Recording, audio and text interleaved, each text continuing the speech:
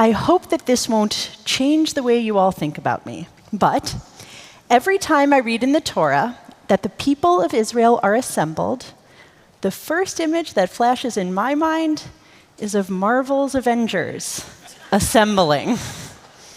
I envision that final scene in Endgame with the Avengers and their allies from across the world and the galaxies, marching and flying and traveling through wormholes, defying all odds to be together. The assembly of our ancient ancestors in this week's parasha, Nitzavim Vayelech, may have looked nothing like that. Or it could have looked exactly like that. You stand this day, all of you, before Adonai, your God, the Torah tells us. Your tribal heads, your elders, and your officials, every householder in Israel, your children, your wives, even the stranger within your camp, from woodchopper to water drawer. Leaders and community members, wealthy and not, old and young, all genders, all stood arrayed before God in this moment. Our mixed multitude being called to a covenant with God and a relationship to the people of Israel. As much as the Torah makes a point that a diverse community received this call, it also emphasizes that the call projected beyond the assembled congregation. It says, as Cantor Mutlu just chanted, in order to establish you this day as God's people, and in order to be your God, as promised to you and as sworn to your fathers Abraham, Isaac, and Jacob, I make this covenant with its sanctions, not with you alone, but both with those who are standing here with us this day before Adonai, our God, and with those who are not with us here this day. God made this covenant not with you alone. The leader, the citizen, the stranger, the old, the young, the ones who were there, and with those who are not there, those who had yet to come into the world, those who will one day join this people, Israel. This covenant belongs to those who are there and to all of us here. With one important caveat.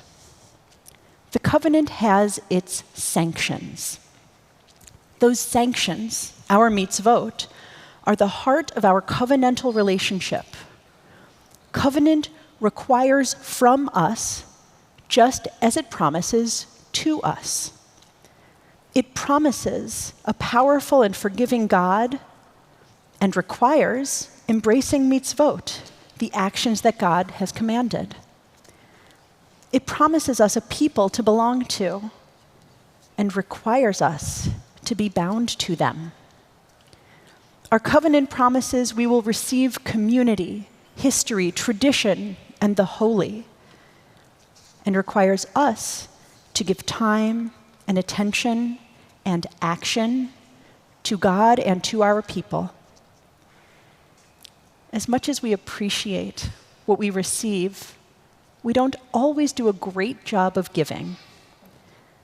But the Jewish calendar provides moments in the year when we are called to reconsider our place and what we give to this holy relationship. Tomorrow, our High Holy Day season officially begins with the observance of Slichot. Slichot officially means pardons. And since antiquity, it has been our custom to begin on the Saturday night before Rosh Hashanah, to go early to the synagogue before the sun rises and beg for mercy. Pardons for what? Mercy from whom? From whom is the easier answer. Every Slichot prayer traditionally concludes, God will answer us. We seek forgiveness from our God, not a remote God, the God we are in relationship with. During Slichot, as during the entire High Holy Day season, we seek the forgiveness of the God who is compassionate and gracious, slow to anger, rich in steadfast kindness, extending kindness to the 1,000th generation, forgiving iniquity, transgression, and sin. On Slichot, we raise our voices to this loving God, hopeful that the gates of heaven are open to our pleas. But what are we seeking God's pardon for? It's when we make vows we cannot keep, when we curse God for not repairing situations that are, in fact, in our power to fix, when we lose faith. These are the things we can seek God's forgiveness for on Slichot and throughout the year. But this relatively short list reminds us that by Yom Kippur, we must also seek pardon in our relationships with one another. And the list of transgressions of one human being against another is endless. The Day of Atonement does not atone for the sin of one person against another until they have made peace with one another. Slichot is the reminder that we have both divine relationships and human relationships in need of attention, in need of repair, and we still have time to fix them. Tonight, we read Parashat Nitzavim Vayelech, as we always do when we are poised to enter the days of awe.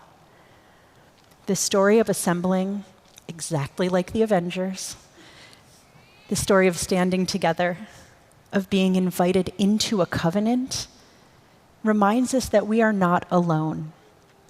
We are in relationship with God, with one another, with those who came before us, and those who have yet to be. We are all of us imperfect, all in need of forgiveness, which we can seek starting tomorrow night at Slichot. By being a part of this people Israel, we are not alone. We stand together in this vulnerable moment. We share our commitment to our divine covenant and to our relationship with one another, with all those with whom we assemble today and beyond. Shabbat Shalom.